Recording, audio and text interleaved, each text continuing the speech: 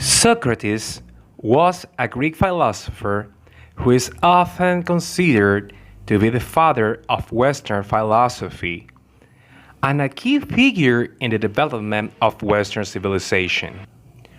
Today, we want to talk about his legacy to education and how it influenced today's education.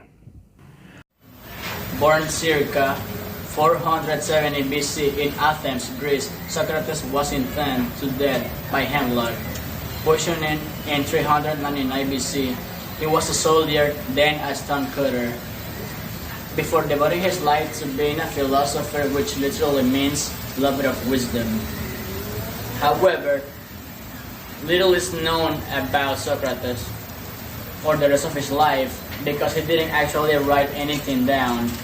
Everything we know about him is through the writings of his students, Plato. In the History of Philosophy, Volume 1 by Frederick Compleston, in a discussion, they were talking about the philosopher's personal life, and it said that Socrates didn't have another name.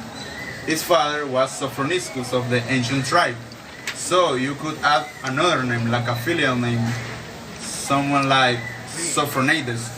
His most famous student, Plato, was supposedly to be named Aristocles, but they didn't give that name to him because they gave him Plato because of his robust figure. In that time, the Greeks didn't have much names, unlike the Romans that have like 3 or 4 or at least 5 names. Athens, Greek, was the place where Socrates lived most of his life. There, at Greek, was created some of the most amazing masterpieces such as Homer's Iliad and the Odyssey.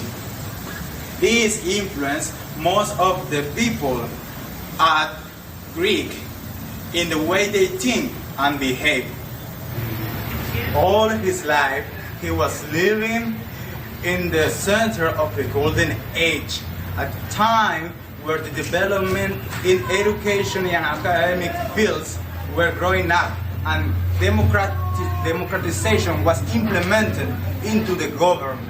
In attempt to uproot ignorance, which he saw as a danger to society, Socrates acted as Athens godlike. That means that he went around the city pressing people on their belief, that ultimately exposing all that they know.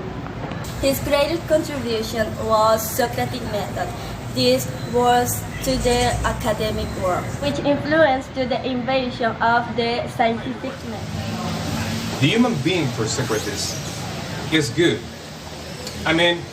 For Socrates, nobody is a bad person because he thought that all of us make wrong things because we don't have enough knowledge. So the problem is not the human being. The problem is not to have enough knowledge to resolve our life's problem. That is the biggest problem. So he thought that the only method that you can reach happiness in your life is acquiring the knowledge. Because his name was a philosopher, a person who loves knowledge.